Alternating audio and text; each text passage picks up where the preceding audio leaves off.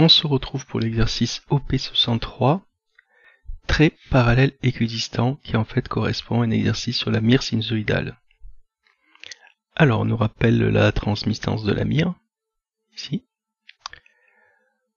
On nous dit que la trimire est très longue suivant UY. On nous rappelle les fréquences spatiales. Et quelques formules sur les transformés de Fourier. Première question. Proposer un montage expérimental permettant de visualiser le plan de Fourier. Donc c'est le tracé classique que l'on va faire.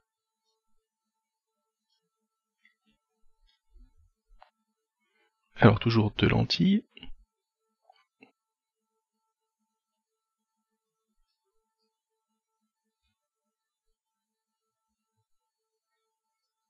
Qu'on va appeler L1 et L2. On prépare le plan de la mire.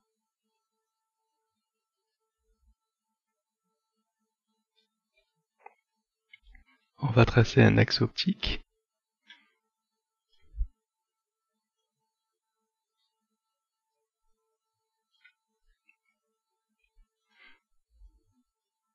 On va mettre un point source. S. Un écran.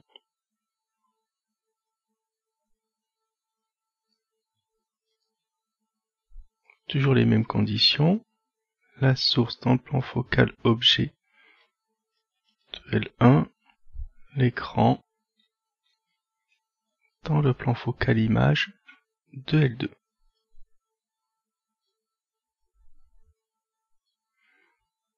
On trace les rayons issus de S.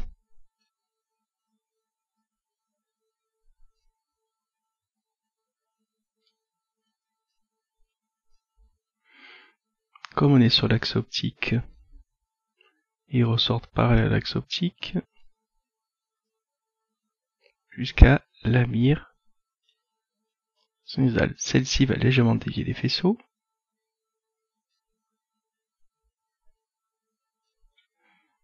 On va utiliser la propriété du faisceau qui passe par le rayon, par le centre de la lentille 2.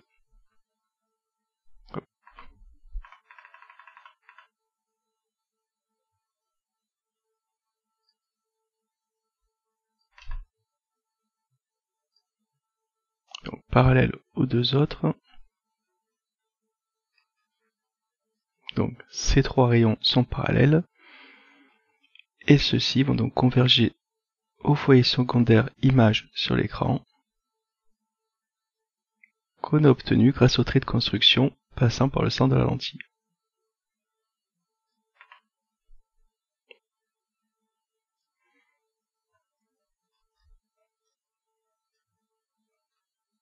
Ici on a notre point M. On appellera cet angle, j'ai pas beaucoup de place, θ. Ici CO2, ici CO1. Ici sera l'axe des X. L'axe optique ce sera Z. Voilà pour commencer la première question. Deuxième question. Déterminer l'amplitude à un point du plan de Fourier. Alors, on va donc devoir utiliser la définition de transmittance et ensuite le calcul de T bar U à l'aide des formules de transformées de Fourier. Alors, 1 plus cos de pi sur P, rappelons-nous ça. La transmittance. Des fois, dans l'énoncé, j'appelle ça le facteur transmission. Et donné par T de X égale 1 plus cos de pi sur P. P, c'est le pas du réseau, en fait. On va supposer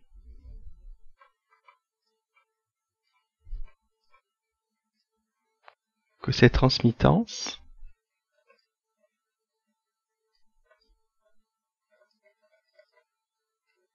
est valable de moins L sur 2 à L sur 2. C'est-à-dire qu'en fait on a un réseau de traits et quelle est la longueur du réseau? En fait c'est L. D'accord? Et là en fait, alors ce qu'on peut faire c'est dire qu'en fait la transmittance totale va être modulée par la fonction ret de x de L. Alors on va essayer d'écrire ça, d'où t de x égale 1. Donc là on se souvient dans le cours, il faut passer par des exponentielles complexes, on a déjà préparé ce calcul. Alors c'est cosinus, donc c'est plus.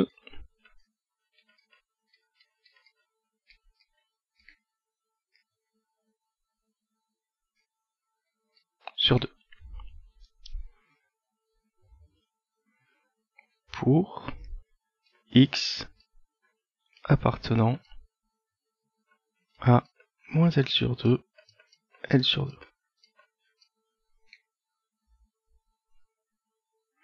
On va calculer, alors on peut utiliser la fonction rect de x de L comme dans l'énoncé, mais on n'a pas de grande utilité. Calculons t bar u.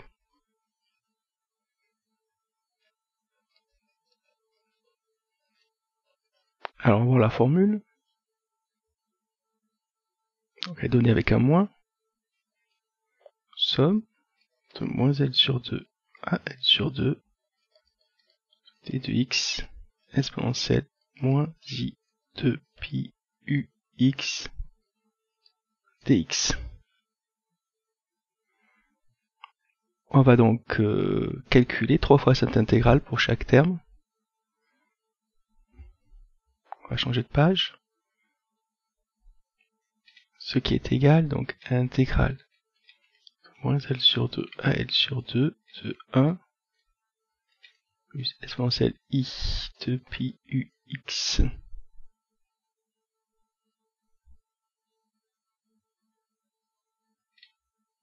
Voilà, il faut que je regarde le... Non. Moins de pi u x, pardon. Ah, là, en fait, je me suis trompé, j'ai confondu les deux termes. Reprenons le bon, 2 pi x sur p, je vais mettre. Sur 2, plus exponentielle moins i sur p, le tout fois exponentielle de moins i de pi x dx.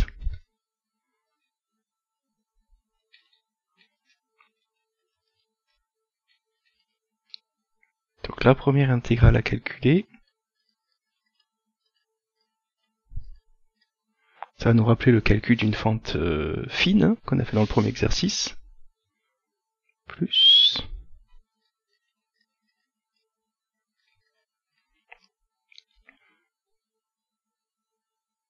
Alors, exponentielle moins i de pi x facteur de u moins 1 sur p pour celui-ci plus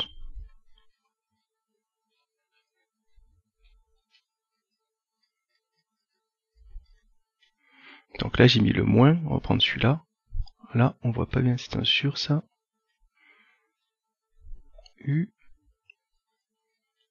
plus 1 sur p dx. Voilà les trois primitives qu'on a calculées. Alors on va peut-être, on voit en fait qu'il y a juste une translation entre les trois. Hein.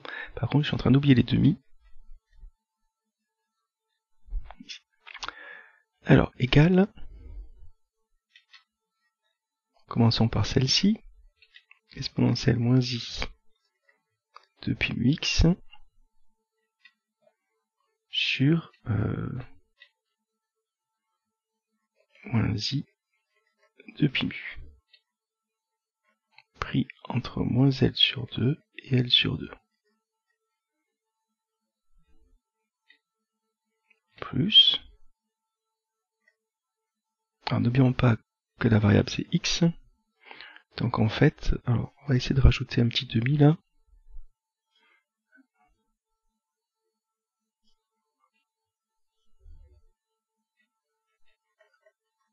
Alors, exponentielle moins i de pi x mu moins 1 sur p sur... Alors, moins I de pi mu moins 1 sur P pour lui.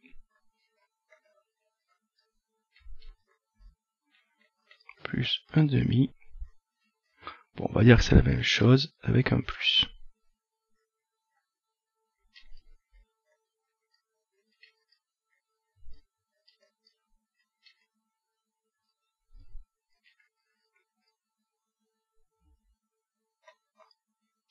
Alors, quand on va intégrer ici, on voit très bien que c'est un sinus qui va apparaître.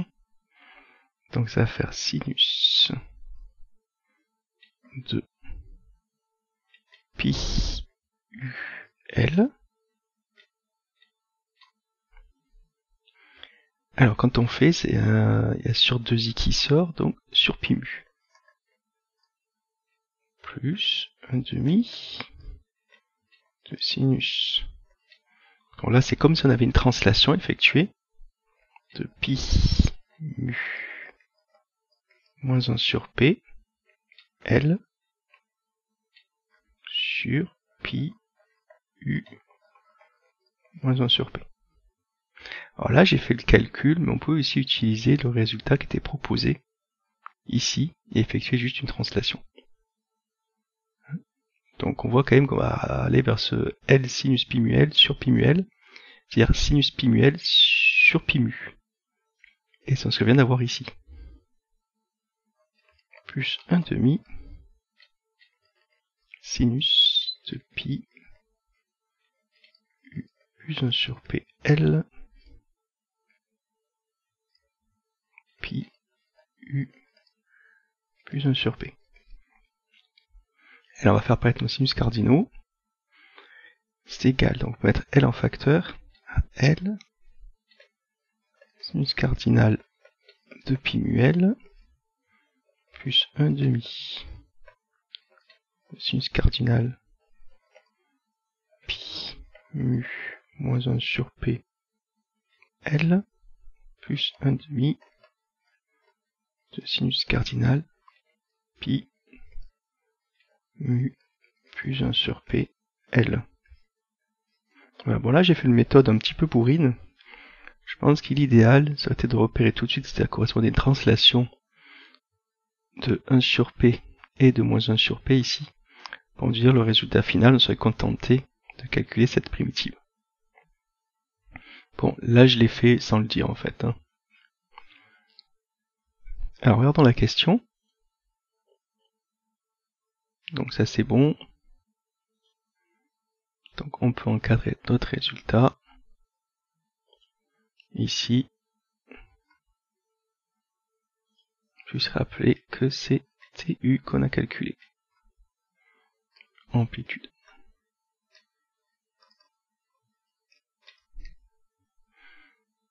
On va passer à la question 3. Il faut expliquer les observations sur l'écran.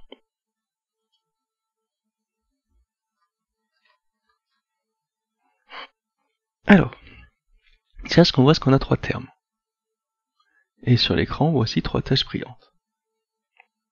Donc là, on est plutôt satisfait. Après, on peut représenter graphiquement nos fonctions.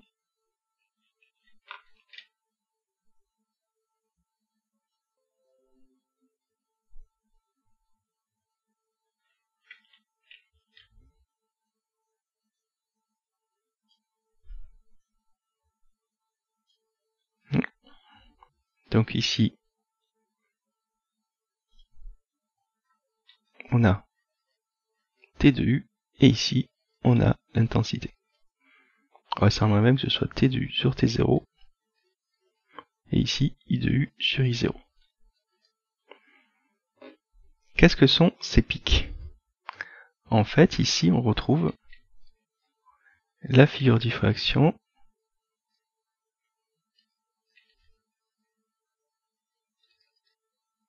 d'une fente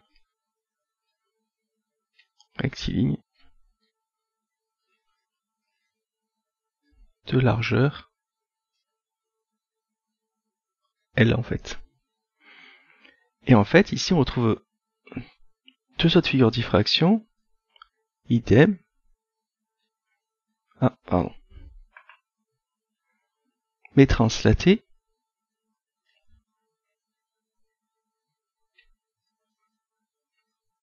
de 1 sur P. Et ici pareil, translaté de moins 1 sur P. D'un point de vue des maxima, si ici on est à 1, ici on est à 0,5. En fait, c'est le 0,5, c'est le demi qui est là. D'un point de vue de l'intensité, on n'a pas fait le calcul, mais on se retrouve avec un pic à 1/4 de part et d'autre de la tâche principale.